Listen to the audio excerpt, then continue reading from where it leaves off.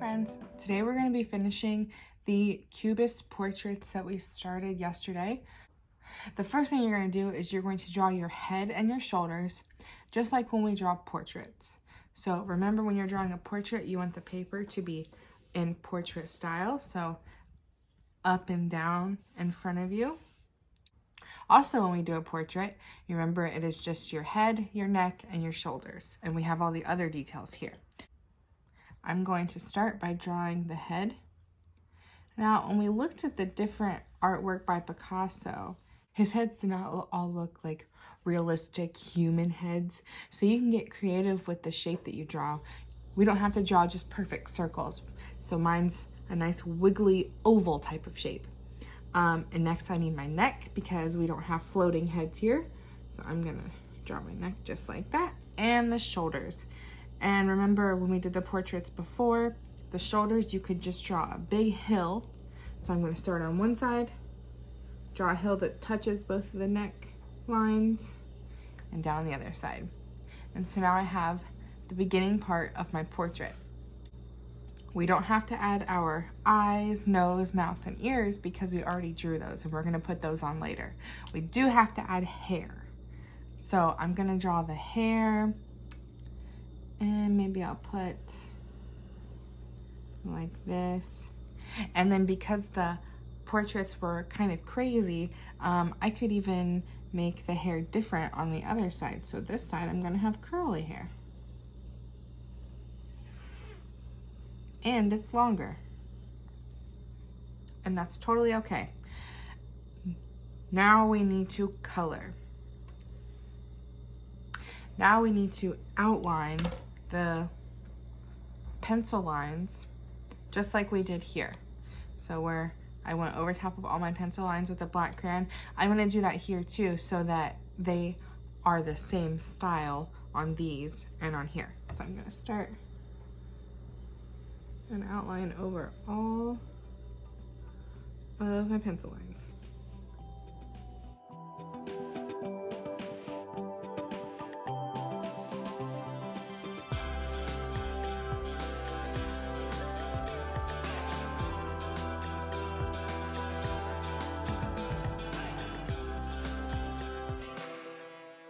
Okay, easy. Now I want to add color. I'm going to put the color on before I glue these on because I don't want these to help me with the color. I want them to be different. So I'm not even going to look at those, and I'm just going to add whatever colors I want on here, and then we'll see how they match up with these later. So again, you can use brown or tan for skin color, or you could use crazy colors. I'm going to use purple. I'm gonna color all this purple.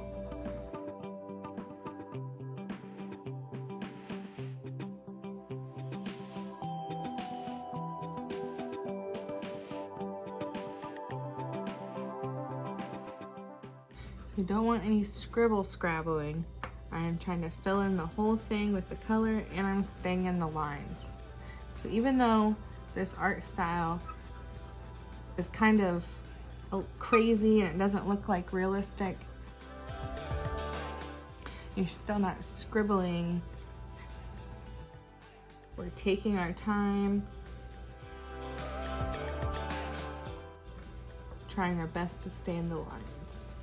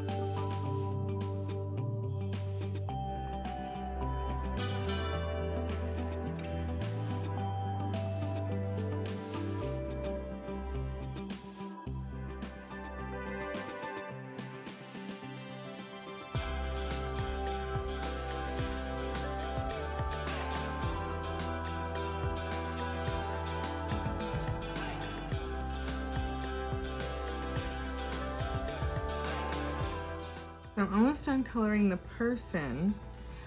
Once I finish with that, I also want to color on the white parts around the person. We don't want to leave any white spaces. Artwork just looks better when you fill the whole paper. Make use of the whole space.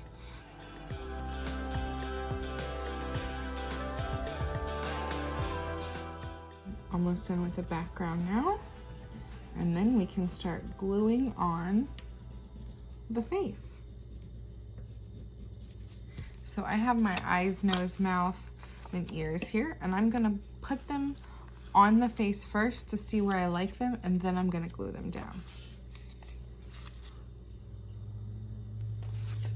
And we don't have to put these exactly where we would normally see an eyes, nose, mouth, and ears. We can put them in different places. You could put them sideways.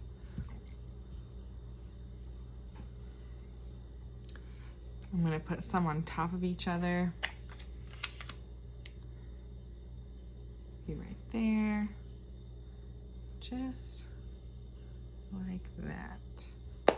Okay, so now I have it where I think I like it. I'm going to get my glue stick and glue them down. Just go along the edges. And I like to make a little X in the middle. So I'm not wasting glue, but I'm also making sure that my paper is gonna stick. I colored mine with crayon, and sometimes glue has a hard time sticking to the crayon, so I'm gonna make sure I hold that down a little bit. And if it starts coming up while I'm working, I'm just gonna flatten that back down.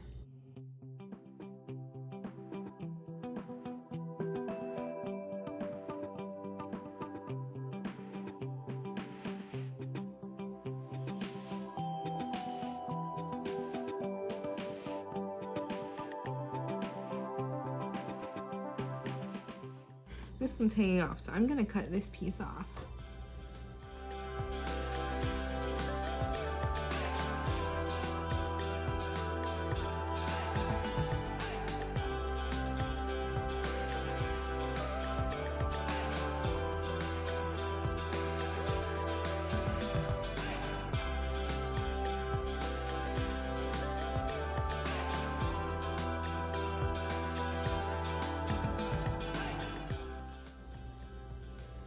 Now all of my pieces were really big, my eyes, my nose, and my mouth. Those were all really big, so they didn't all fit perfectly on the face, and that's okay if they go off a little bit. You don't have to worry about them fitting perfectly inside your face shape. It kind of looks cool when they are going off the edge. All right, now I'm finished. I have this awesome piece of Cubist artwork. Tomorrow, I'm gonna have a video on how we can turn any object into a Cubist piece of art. It's very simple, and if you have trouble drawing things to look exactly like they really look in real life, this is gonna be a great way for you to draw things and love what you're drawing. So I will talk to you guys tomorrow. Happy creating.